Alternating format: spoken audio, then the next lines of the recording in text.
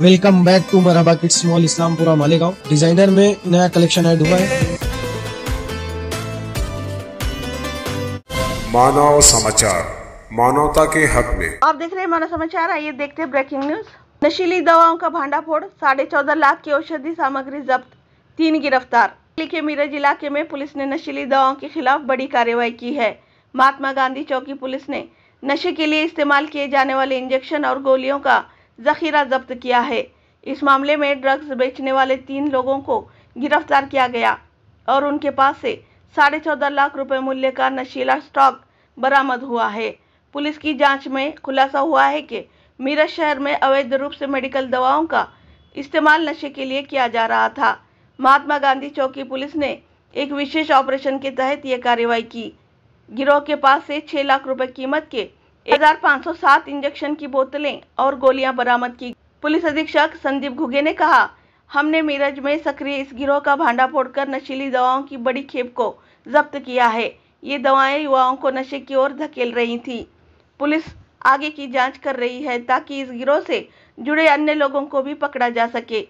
इस कार्रवाई के बाद स्थानीय पुलिस की सतर्कता और निगरानी बढ़ा दी गई है ताकि भविष्य में इस तरह की गतिविधियों को रोका जा सके। मोर अपडेट्स के लिए देखते रहें मानव समाचार, हमेशा सच के साथ।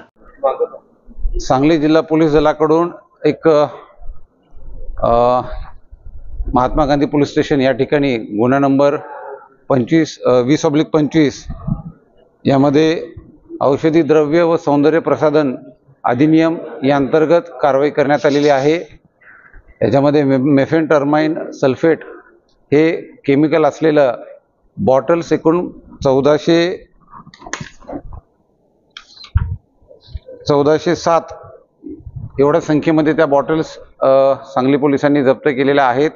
यामध्ये एकूण 3 आरोपी निष्पन्न झालेले आहेत आणि तपासादरम्यान आणखीनही यामध्ये आरोपी निष्पन्न होतील। यामध्ये कदाचित एक मोठं रॅकेट उघडकीस येण्याची शक्यता आहे। आता हा जो ड्रग्सचा साठा आहे तो इलिगली ठेवण्यात आलेला होता। त्या कामी आम्ही अन्न व औषध विभागाच्या स्टाफसह त्या ठिकाणी एक पंचनामा करून ही पुढील कारवाई केलेली आहे। यामध्ये तपासादरम्यान आणखीनही यामध्ये काही आरोपी सामील आहेत का, याच्यामध्ये आणखीन काही ड्रग्सचा वापर करण्यात येतो का, या सर्व बाबी निष्पन्न होतील। एकूण हा आपल्याकडे जो कारवाई केलेली आहे त्यात 14,46,000 रुपये किमतीचा मुद्देमाल हा जप्त करण्यात आलेला आहे आणि येणाऱ्या आगामी काळामध्ये जे भारत सरकारचं नशामुक्त भारत अभियान हे राबवण्यात येत आहे त्यामध्ये सांगली जिल्हा पोलीस दल कटिबद्ध आहे आणि जास्तीत जास्त कारवाया त्या ठिकाणी आम्ही करून घेणार आहोत।